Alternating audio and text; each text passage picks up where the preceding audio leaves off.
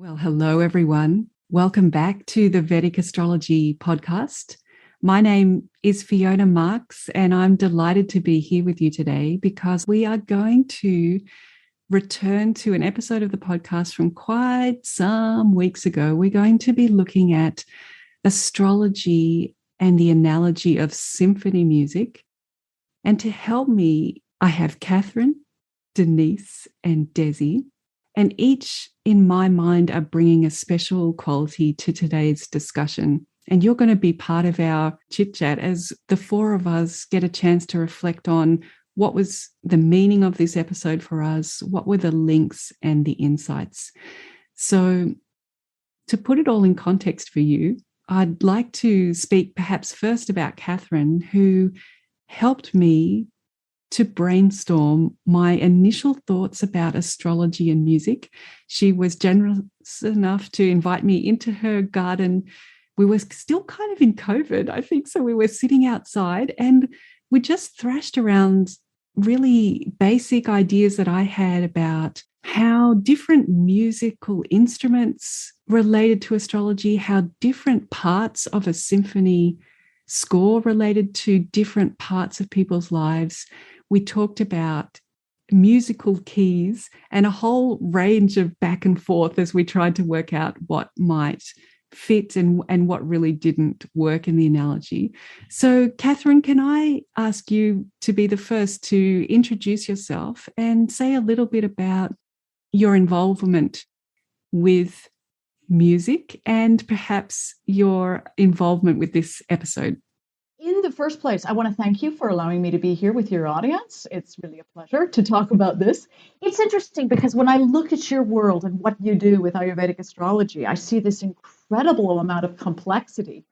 And I can see that looking the other way and seeing what we do in our world, even though I kind of grew up as a kid, because you get involved with these things when you're quite young.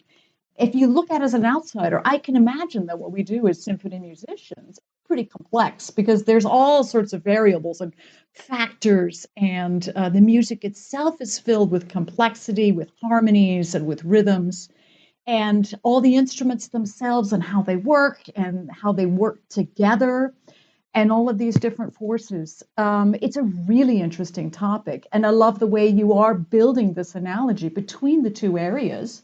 So having this conversation will be very interesting to me just to see how we can learn about each other's worlds and bring it together. So I'm excited to be here with you and for getting into this topic. And tell us a little bit before we let you go about what instrument do you play? So I'm a bassoonist, and I've been doing orchestra work probably for the past, I guess it's been 25 years now. Lately, I've been getting more into teaching, and I've been very interested in doing historical performance with ancient instruments. So that's been sort of more and more my pull right now. And you also have a PhD in music? Yeah, that's correct. I've done a lot of research in the area of French chamber music in the interwar period. Wonderful. Catherine, thank you for being here with us. And that opens the chance for me to introduce another of our panel members today, Denise, who is a dear friend of mine that I know through astrology. So we have met through her chart. And in the process of getting to know each other, I was aware that Denise was involved with music and with yoga. And then when I produced this episode about Vedic astrology and how it could be an analogous to symphony music, Denise and I exchanged quite some emails about how exciting that topic was. And it was Denise who inspired me to think, I reckon we can have a panel discussion about this. I think there's more to share, but I knew that I didn't have it in me. I've given everything I had in that episode. Everything I know is there in the sound waves already. So Denise, can you share a little bit about your interest in music and your interest in astrology and your work as well? Yes, and thank you. I'm so glad to be here today. Thank you for having this discussion. And it's such a rich topic. My interest in music goes all the way back to my childhood. There's not a time that I can remember that music wasn't a central part of my life. I was involved in many different musical groups as a child, but as I grew up, my degree is in horn performance, French horn performance. And but I have an extensive background in piano and am currently an elementary music teacher. And 15 years ago, when I took my first yoga class, that really the experience I had in practicing yoga, wow, this is like making music. I saw the connection immediately. And so I've, in addition to kind of very going in depth into yoga studies and the Vedic sciences, Ayurveda, understanding how connected yoga is to sound and music. I have an interest in Nada yoga, particularly. When I heard the podcast episode, I was like, this is the book I want to write. I love this conversation. And probably have so many people that are like, oh, she's talking about music again. She's talking about that, or anyway, it was just a very exciting topic to me. I love looking at things through analogies, and that analogy of the symphony is so beautiful for many aspects of life. Is the universe has that intelligence and that harmony that flows through it, and so to see that connection with astrology, I think that's just a very exciting way to make more meaning in life, because music's definitely one of those things that gives life a richer meaning. Thanks so much, Denise. And tell us a little bit, what's Nadi yoga? Nada, though, is the sacred sound. It's like the sound of the universe, the primal vibration that brought everything into being. So when you look at Nada yoga, really takes all sound and vibration as how everything is created. So it's saying that the universe is sound. I remember before I came to Portugal, so quite some years ago, after I'd been doing yoga for a while, one of my teachers sharing with me that the sound Om is the creation sound of the universe. Mm-hmm. And it clicked with me for the first time that that's what the Bible also has, that opening passage where, God said the word and the word was good, or something like that. And just realizing that what I had learned as a very young child in that biblical creation story was literal in the Vedic yogic story. The sound Om, that vibration, has created all of the diversity of conscious expression. And it's, when we were messing around before this episode started today, we've had some sound issues. And Denise, you were mentioning that sound is the most subtle energy. Most subtle of the 5 elements. It's really that bridge, like right here at our throat, where we create sound. And that's like the point where we're bringing the unmanifested into the manifested. We give ideas and light, meaning. And the voice is such an intimate instrument too. That's a whole other area that you bring the choir into a symphony performance, right? And that adds a whole other element. Beethoven's Ninth Symphony was such a turning point in the history of music, and he brought in the choir, and the human voice. So, wow. Great. Well, wonderful to have you here. Thank you, Denise. And that gives me the opportunity now to introduce Desi, my dear colleague from my year of the Asheville Vedic Astrology Apprenticeship Program. We graduated together. We were studying astrology at the same time, and she's a colleague that I respect very much. And she also has a background in performance, theatre performing arts. And so I wanted to bring Desi into our panel today to help me with the depth of astrological knowledge, maybe beyond my own. And so, Desi, could you say a little bit about your background with performance, music, astrology, yoga, and why you are here in this conversation today too? Hello, and thank you for inviting me, Dee. And it's a pleasure to be with you, with all of you today here. It's a very complex subject. And as an astrologer, I like this idea of the astrologer trying to hear the music within the individual, and also the astrologer seeing the chart as a body. And we as performers use our bodies to convey a message. I thought of this subject of the conductor being, the person themselves, their loving awareness, but also it's the embodied divine awareness.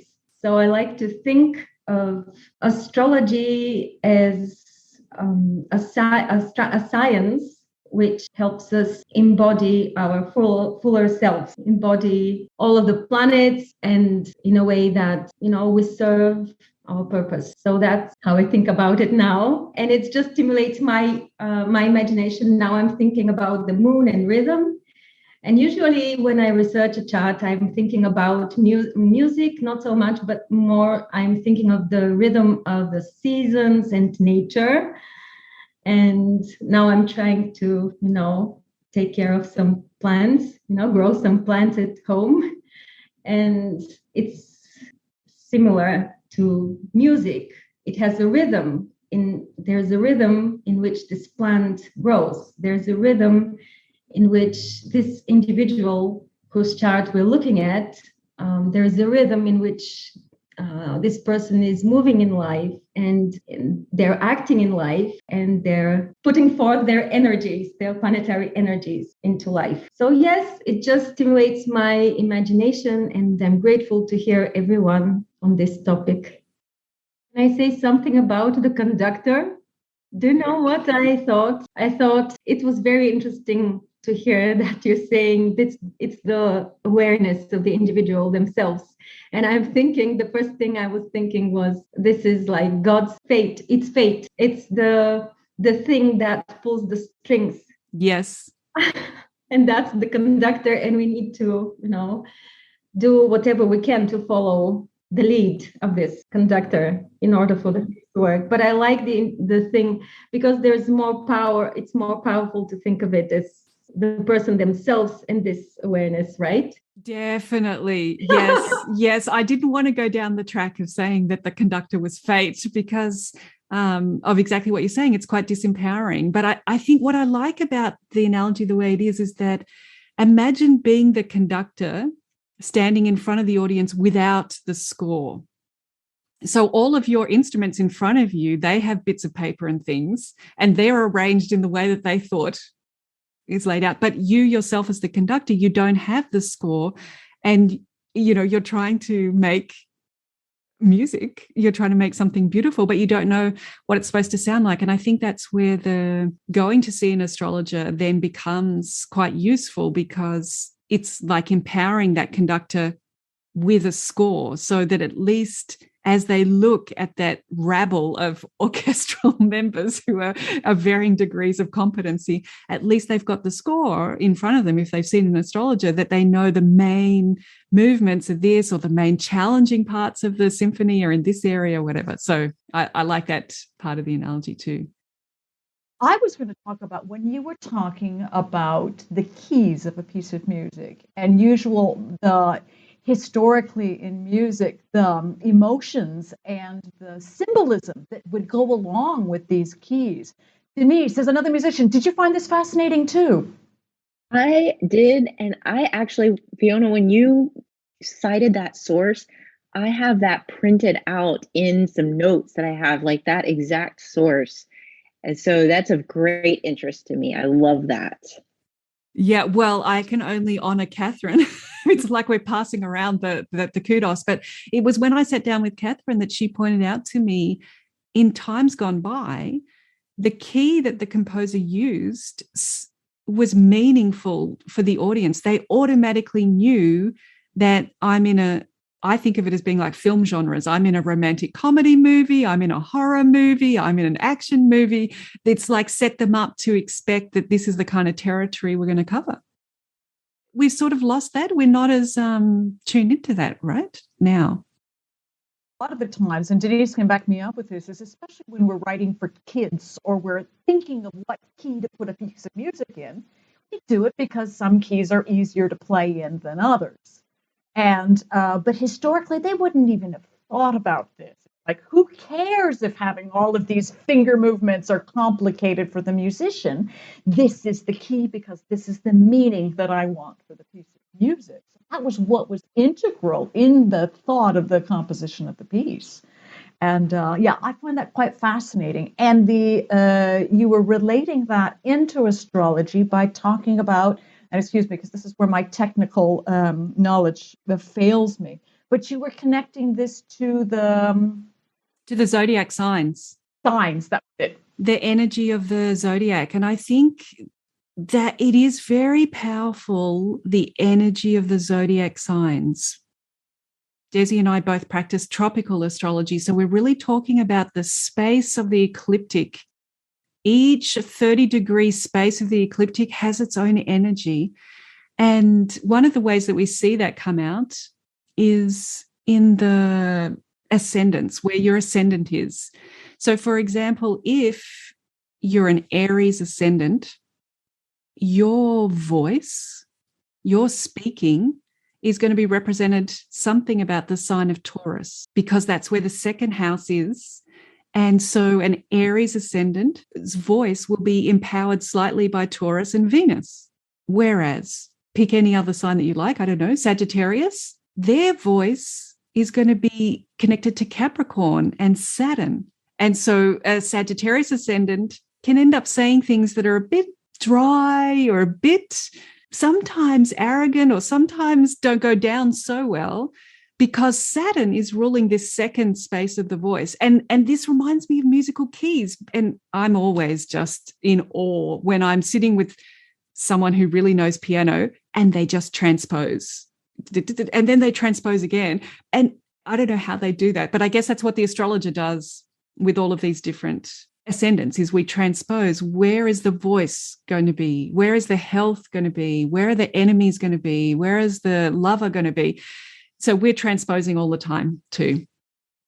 You know, what's really interesting is just coming to mind hearing you guys talk about the keys. And then also in the first podcast episode, another of the interesting topics was how you connected the instruments to the planet. And I wonder, because each instrument is particular, you know, it's kind of grounded in a certain key. At least the symphony instruments are. Like, as a horn player, horn in F. And we put, you know, most modern horn players play double horns. So you have a horn in F and a horn in B flat. Okay. And then there's the element of transposing. And so I just wonder how, like, the instruments, you know, whether they are most comfortable in the key of C or in the key of F, and then they're transposing. You've got these different layers, but then to bring them together to play a symphony, everybody's reading their own music, which is already kind of transposed. And so that's just a very interesting layer of how the keys and the instruments might come together. That's right. And that happens as well for the astrologer, because each ascendant, grounded in that particular zodiac as being their ascendant zodiac, lays out then which planets are going to work well in that key of the zodiac and which planets are going to struggle in that key of the zodiac. Yeah, so it just exactly like certain keys might suit certain instruments in the orchestra and not suit others. So there definitely seems to be a connection between that part of the analogy and astrology. Yeah, like your brass players are going to be much more comfortable in the flat keys. You know, if you go, they're going to be like, okay, we'll play in F sharp major. All right. Okay. But we prefer to play in B flat or in E flat, you know, whereas string players, they love the sharps. And Fascinating.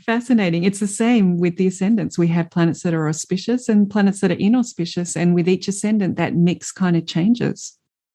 Another thing that you were talking about in the original podcast was thinking about the different parts of a symphony composition, and the parts that move in different ways or that have different structures. So you'll have a first movement, which is allegro. You'll have a scherzo. You'll have different things going on. And could you remind me again of what you were relating that to, and see if we can go anywhere from that? Yeah, I was looking for a way to link the chart to the score. And Catherine and I kicked around quite a few ideas, but I really liked what you came up with around movement. Because as we look at each house, there are 3 houses in the whole chart that relate to work, the work that we have to do here on planet Earth. There are 3 that relate to the desires that we can explore and experience. there are 3 houses that relate to inspiration and our noble calling to greatness. And there are 3 houses that link to our spiritual transcendence and our experience of the non-material, even while we're here in the material world. And as a person moves through their hero journey in their own chart, this pattern is kind of repeated. It starts with inspiration and moves on. And I liked how the symphony score also had that sense of movement. Journey, yeah. Yeah. Okay. This is interesting because this is something that Desi can chime in on, just with the talk about movement and about progression and evolution, sort of, in someone's life as well as in a piece of music. This inspires me a lot to thinking about the music that needs to come through every one of us in the best way possible. That's interesting. So I see it related to evolution in this case. And we as astrologers, we're helping others and ourselves in the process, because it's a work on the self, being an astrologer. That's how I see it and how I feel it as well. So we are aiding this process of the individual finding their, as Fee said, like their voice and their love movement and their, rhythm of moving through life, which is theirs. So it's a way of becoming who the person is more fully. So I like this idea of the music related to astrology. But I also thought about time signatures as well. This inspired me to think about the rhythm of each planet. There is a rhythm of a folk tune in Bulgaria called Rečenica. It's a dance. It's in 7/8. Okay, it's a complex rhythm. They say that this rhythm relates to the rhythm of the sun. So the sun, the rays that it sends and casts to the earth, they are in this rhythm, 7/8. That's the rhythm of the sun's rays. I don't know if this is true, but I can see now that I've heard this, folk tune, and I know the dance itself. The feet need to be really fast. And yes, and it really suits the sun. I love that you've brought that in, Desi, because, and I'll throw it to you now, Catherine. This was one of the things that I assumed when I was brainstorming this podcast. I was sure that I would use time signatures because it seems such an obvious, essential part of music, and it must have an appropriate connection to astrology.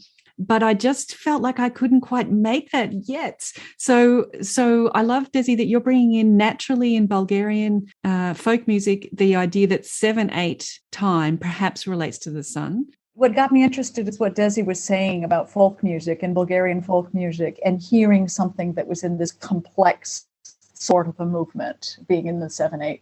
And this is interesting. Denise will relate with this. When you have to teach complex patterns like 7/8 to kids, I'm always using, and the one I always use for 7/8 for kids is, it is very difficult, it is very difficult, it is very difficult, because they get the 7 pattern going with that. So it is complex. But the interesting thing is that time signatures are kind of a modern addition to notated music, because traditionally, especially folk music, would be all over the place. And this phenomenon of getting something into communicable, transcribable patterns like 4 beats per these things, it's not indigenous to folk music. That traditionally human beings, our way of performing music would be really not so structured. It's not until we wanted to do more simple kinds of dances, or people wanted to march to the music, or that the time signature was used as a way of organizing movement, work music, putting the beat on so that people would move together, these kinds of things. But I love the fact that especially Eastern European music has this kind of not bound by time feeling. And yet in dances, especially these in complex movements, everybody would feel the complexity of it. So I always think that's an interesting thing in music historically that's happened, is the way that time signatures have come in, and yet how they're sometimes not completely necessary. Oh, this is just so rich. I've got a couple of things to add to that. One is it reminds me of our heartbeat, that the heartbeat doesn't beat at 60 beats per minute. You know, it doesn't actually beat in 60 even intervals during that minute. It's a whole range of different rhythms that when you average it out, there were 60 that happened during that minute.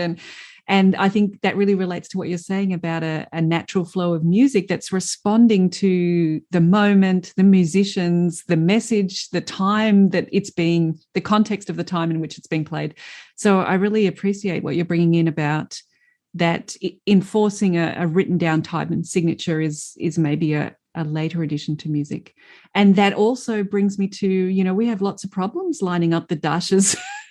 If we were to say that time signatures does relate to dashes in astrology, I wouldn't say that we've necessarily perfected how we use dashes.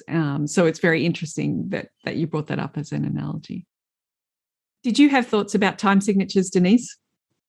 Well, I agree. It is an essential part of music. And I'm just going to kind of speak on patterns in the way that in music meter time signatures function to, it's like, so you got your steady beat, which is something that in elementary music, you know, that we spend a lot of time just connecting with that. You know, it's so fundamental. But then for music, you're going in and saying, okay, now how do these beats get grouped up and emphasized, and where are the accents brought in, and that helps to create this idea of movement. So that essential movement, like that's how the character, it's another layer of character where like keys have a quality, maybe a more emotional quality. Well, the time signature, the meter brings in that quality of movement in a different way. How do we perceive movement in sound? Well, it's through meter, you know, because you can't see it, you can feel it. I'm thinking about dashes, right? Because a certain dasher load can require of us to move in a rhythm that we're not used to. For example, somebody who has the sun in bad dignity, for example, in the chart, and perhaps it's difficult for them to be in the dasha of the sun because they cannot catch the rhythm of the sun. They need to learn. So that's required of us. We need to find the rhythm of this planet, which is the sun, for example, the dasha lord. And as a Gemini ascendant, for example, in the dasha of the sun, well, I will need to find this rhythm. And if the dignity of the sun is not so good, it will be difficult for me to find the rhythm of the sun. I will have more, trouble with it. There will be more exploration and trial and error, in the process of, finding the rhythm. But yes, similarly, or in another way, somebody can really have great achievements in a dasha of a lord who is in great dignity, in excellent dignity. Yeah. And supported by friends, etc. Good Shadbala. So it might be easier to find the rhythm, because in order to get any job done, we need to find the rhythm of this job. For example, it takes me like 5 minutes to begin my meditation. So 5 minutes, I'm not meditating, I'm sitting there waiting for the right rhythm, the right space where meditation happens. So there's a right rhythm where things start to flow and to happen. That's why in ancient times, our ancestors were doing their work while they were singing in order to find the rhythm of the work. I'm just inspired by thinking about the right piece of music, aiding the individual to find their flow or whatever, their health, for example, music for health. I remember I've done music tests, and like the way my voice was, there used to be a tone, let's say A. I was sounding in A. Sounding for too long at a certain frequency, for example, being sad for too long, like going to habitual patterns, it makes us sick. So in order to heal our bodies, we need to bring in keys to listen to music, which balances out the habitual keys. For example, perhaps to balance A, we need to listen to a more uplifting tone like D. Yes, I mean, this idea of relationship is where because absolutely I have experience with that idea of like if there's a certain frequency that is maybe your tendency to be in this tone, and then it's almost like a complete meal, needs all the flavors, or to in music you would have intervals where tones are relating to each other, and this could be melodically, whereas there's a progression, in the melodic line of the music and how those tones relate, or one instrument to another where you're playing harmony. But it's like that brings the healing quality or even brings movement into the experience of music, is how the tones are relating to each other. And so, yeah, like therapeutically, if there's so much of a particular tone, then bringing in other tones, and that may even be experienced as dissonance. Maybe you hear, if you're Desi, you're like, I'm in the key of A and I love the key of A and I just want to hang out there all day. You bring in something else and it may be like, ooh, but that dissonance even has that function. Composers will use dissonance to even move towards something resolving, and that creates the feeling of flow and musical theory, all of that, how those tones relate. And so I think those different tones or frequencies are healing in the way that they relate to each other. Before we finish today, one of the other elements of music that I was sure I would be able to fit into my analogy was the notes themselves. And my hunch was that the notes were going to be the planets. But when I sat down and tried to pull together a connected analogy, it actually just didn't fall out that way. Have you guys got any thoughts about the innate energy of each note and therefore how that might relate to astrology? I think we have to go to harmonics, and Denise might be the expert here because horn players know all about this stuff. And the fact that there was even a composer who wrote a composition based on the harmonics of the movement of the planets. And I cannot remember the name of it. It was something called, I think it was an Italian composer. Anyway, I would have to look that up. You can put it in your show notes or something. But some planets are slower moving and some planets are faster moving, depending on their relationship to the Earth and to us here. And seeing the harmonics as being pitches, that's what this composer actually did, was just to see the slower ones as lower pitches and the faster moving ones as being higher pitches, higher harmonics. Harmonics is so rich.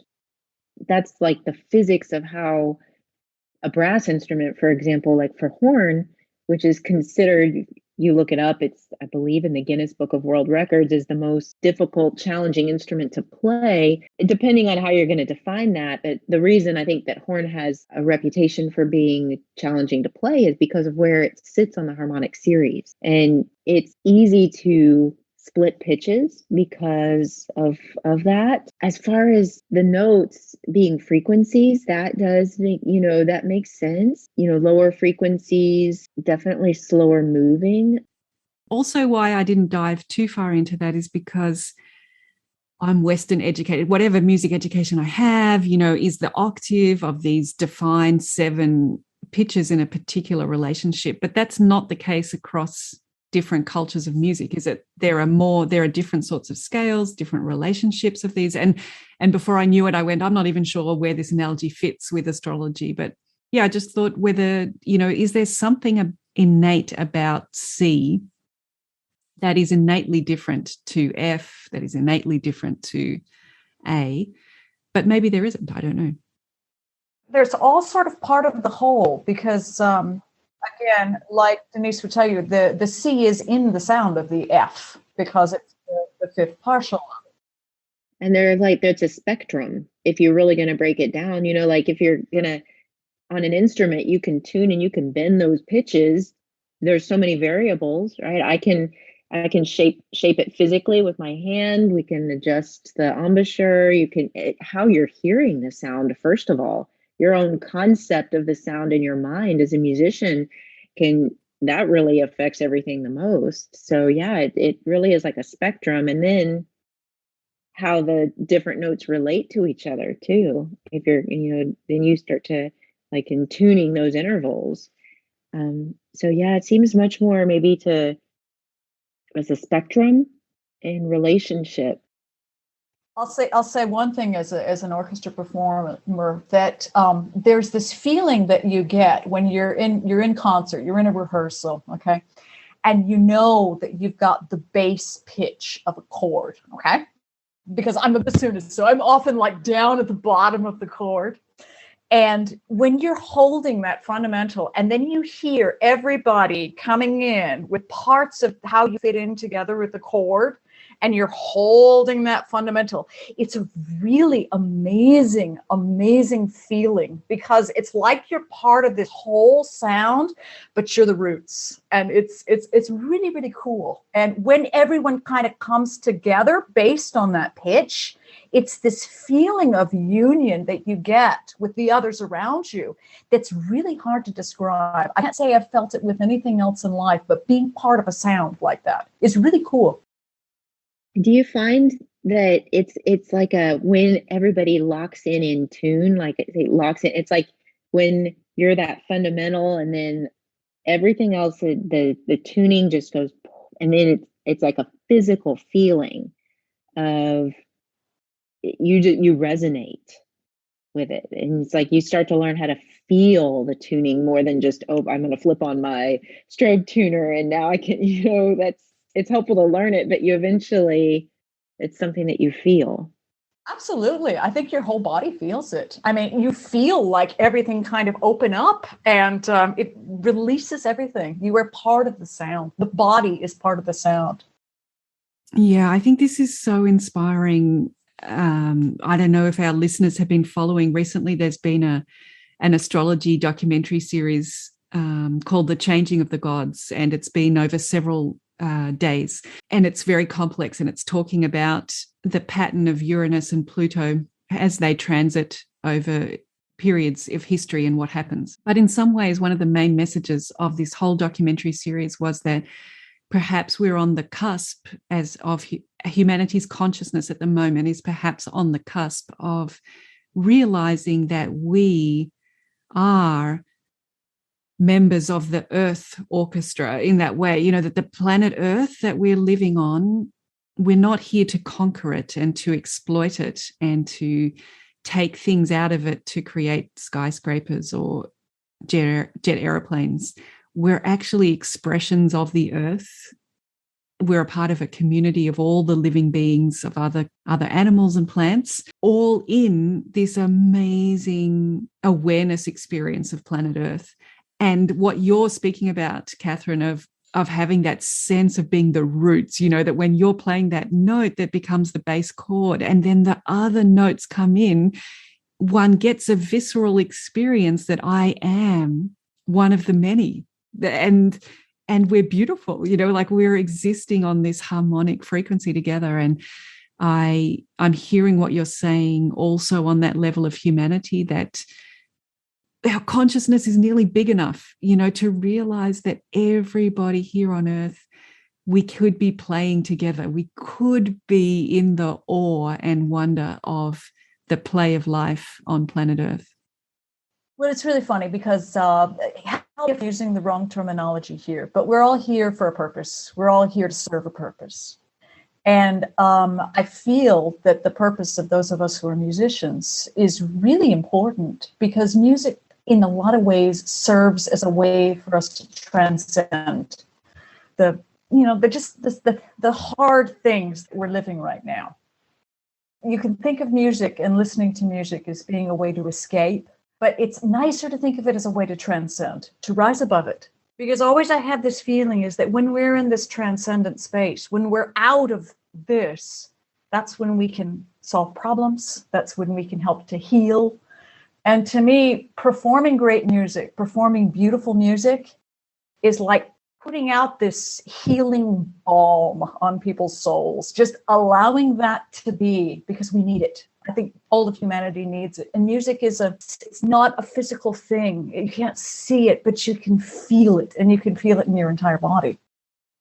You've described it as transcending, and maybe sometimes people thinking escaping, which is very 12th house. In astrology, the 12th house is this space of transcending or escaping. It's the same thing, it's the same, represented by the same place in the chart. But what I loved about what you're bringing in is that bass note, that one has to hold, in order to have that resonance, one has to be grounded as well in the roots. And so that's why I don't see it as escaping. And the music that helps us transcend our difficult experiences in life, it's not necessarily floaty music. Sometimes it's those really profound emotional pieces of music that might be very sad or very heavy, but they move us through those strong emotions towards a hopeful outcome or towards a unified outcome. And so I don't think of it as escaping at all. I feel it as like you're saying, it's an energetic teaching. It's that music is a place that can hold our strong experiences and move them in an inspirational way. Beautiful. It's beautiful. I'm thinking about Saturn in Aquarius now. Saturn is related to Mula, the lower chakra. And we know Aquarius is about connection and being attuned to the greater whole. And I love this analogy of being attuned to oneself, the musician holding the bass tone, and attuning to the whole, which includes everything and everyone. And it's beautiful. And it's Saturn, the work that each one of us needs to do at this point in time, that we are having this conversation. I just think it is very profound to consider the relationships, the musical intervals, even like as musicians, and just, I guess you could play by yourself and that's a beautiful experience in one way, is to play as a soloist. But when you enter into a relationship, and that relationship can be within yourself. If you play a beautiful melody, even the notes are relating one to the next note to the next note, and you feel that relationship between the tones. But then to play with other musicians and feel that sense of tuning and harmony arising, it's a profound metaphor, I think, to just how all of life is about relationships. And that is really clearly illustrated through the experience of music, and then it's really inspiring to hear how that connection is there in the astrological chart also, how related they are. I really like that. I think that was really beautiful. And it's interesting to me that one of the great gifts of the pandemic was finding this appreciation for being together. As a musician, I'm feeling this. And it was so funny because everyone tried so hard with technology to try to give us these virtual orchestras. And we would be in a Zoom call like this with our instruments and trying to create this symphony together. And what was missing was the physical vibration that you cannot get by being. But when you're in a room and when you're listening in a concert, what you feel and what comes alive in the presence is the sensation of vibration through your body that you get. There's something so healing about that. It's got to be grounded in, we're not here to just escape, but to ground it in. And music is that you can't see it, but you can feel it physically, like that bridge. And maybe, astrology is helping people do that as well, helping them ground in the potential of their experience, that it can be really easy to get lost in sometimes the discordant elements of one's energetic makeup, and one doesn't really know the direction to take things maybe feel lost. And connecting to that astrology chart can provide that, a map, a kind of grounded delineation of how to use those energies to create your own symphony that is going to be played while everybody else is playing their symphony. It's kind of mind-blowing, the complexity there. Catherine, Denise, Desi, I want to thank you so much for your time today, for your willingness to explore this topic with me, and for all of those beautiful and profound connections that we've made. I've had such a joy spending my lunchtime with you today. And I want to thank also all of our listeners for being here and following along with the Vedic Astrology podcast. And for now, we'd all like to say goodbye to you and look forward to catching up with you the next time that you join us on the Vedic Astrology podcast. Bye, everyone.